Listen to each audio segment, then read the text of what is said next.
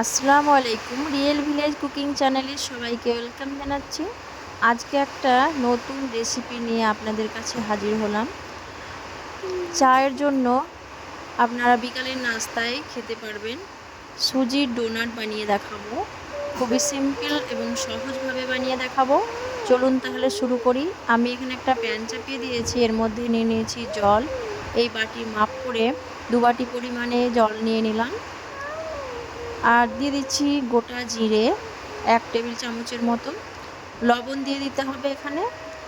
আর দিয়ে দিচ্ছি সাদা তেল 1 চামচের মতো। জলটা যখন ফুটে উঠবে সেই পর্যায়ে আমি দিয়ে দিচ্ছি এই বাটির মাপ করে সুজি, সামান্য কম 1 বাটি পরিমাণ।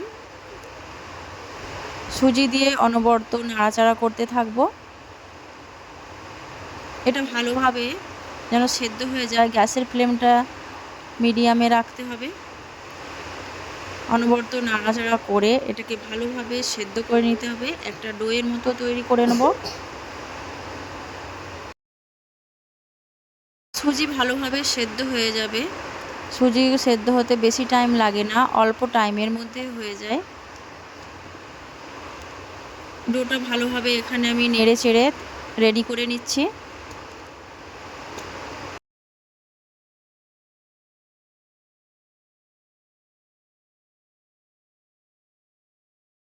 সুজি ডো রেডি হয়ে গেছে। এবার এটাকে আমি ঠান্ডা করে নেব। এক সাইডে নামিয়ে ঠান্ডা করে নিতে হবে। এই দেখুন ডোটা খুব ভালোভাবে রেডি হয়ে গেছে। এবার এটা যখন ঠান্ডা হয়ে যাবে আমি একটা পাত্রের মধ্যে নিয়ে নেব। আমি সবটা তো তুলে নিচ্ছি। পাত্রের মধ্যে নিয়ে ভালো করে মথে নিতে হবে। হাতের মধ্যে সামান্য তেল লাগিয়ে ভালো করে মথে নেব।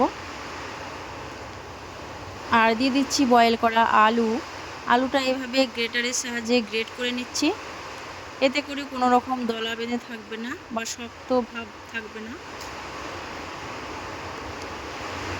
আলু দিয়ে হাতে করে ভালো করে মাখিয়ে নিতে হবে সুজির সঙ্গে, যেন ভালোভাবে মিশে যায়। আমি এখানে 1.5টা আলু দিয়েছি। বাজারে আপনারা আলু চিপস খেয়েছেন, আজকে আলু এবং সুজির মিশ্রণে আপনাদের কাছে ডোনাট বানিয়ে দেখাবো।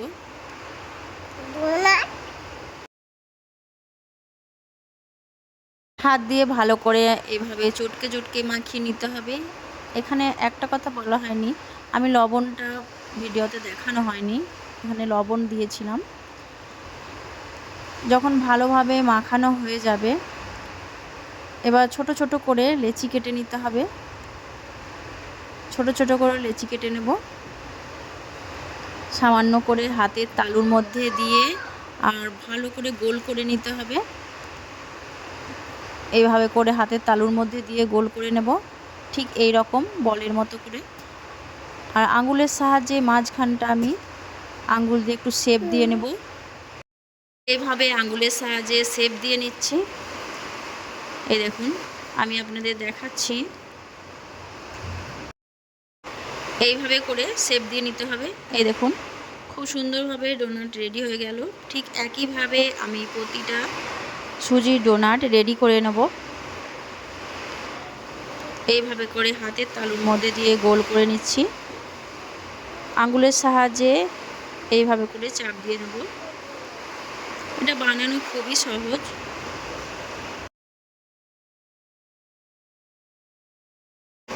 একইভাবে প্রতিটা ডোনাট আমি বানিয়ে নিচ্ছি।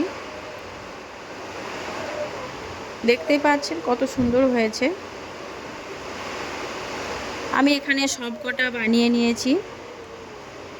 দেখতেও যেমন সুন্দর, খেতেও কিন্তু খুবই টেস্টি হয় এই সুজির ডোনাট রেসিপি। আমি এবার এগুলোকে ফ্রাই করে নেব। এই দেখুন খুব সুন্দর হয়েছে। আপনারা কিন্তু বাড়িতে একবার হলেও ট্রাই করবেন। আমি এখানে সানফ্লাওয়ার তেল নিয়ে নিয়েছি। তেলটা যখন গরম হয়ে আসবে একটা একটা করে আমি ভেজে নেব। আর এখানে গ্যাসের ফ্লেমটা মিডিয়ামে রাখতে হবে, না হলে পুড়ে যেতে পারে। প্রতিটা দিয়ে উল্টে পাল্টে ভালো করে লাল লাল করে ভেজে নিতে হবে। এক সাইডটা হয়ে গেছে, আমি উল্টে দেব। দেখুন কালারটা অনেকটাই চেঞ্জ হয়ে এসেছে।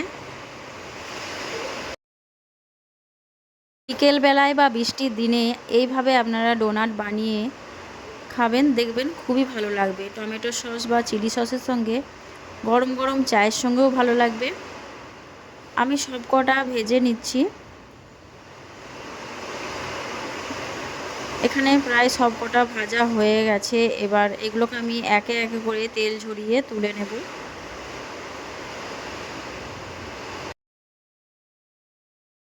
এই ডোনাটগুলো খুবই মুচমুচে ক্রিস্পি হয়। আপনার বাড়িতে একবার না ট্রাই করলে আপনার বুঝতেই পারবেন না যে এতটা মুচমুচে এবং ক্রিস্পি। দোকানের ডোনাটকেও হার মানাবে, চিপস বা কুরকুরেকেও হার মানাবে এই ডোনাট।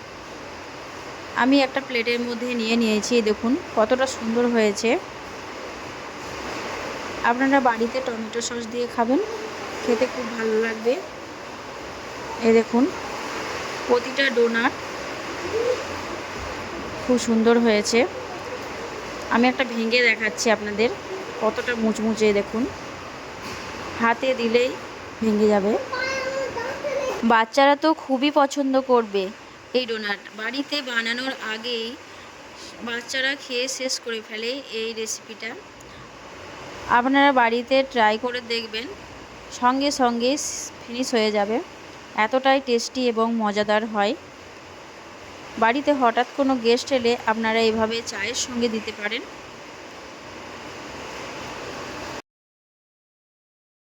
মধ্যে চাট মশলা অ্যাড করে দিলাম, এতে করে খেতে খুবই ভালো লাগবে।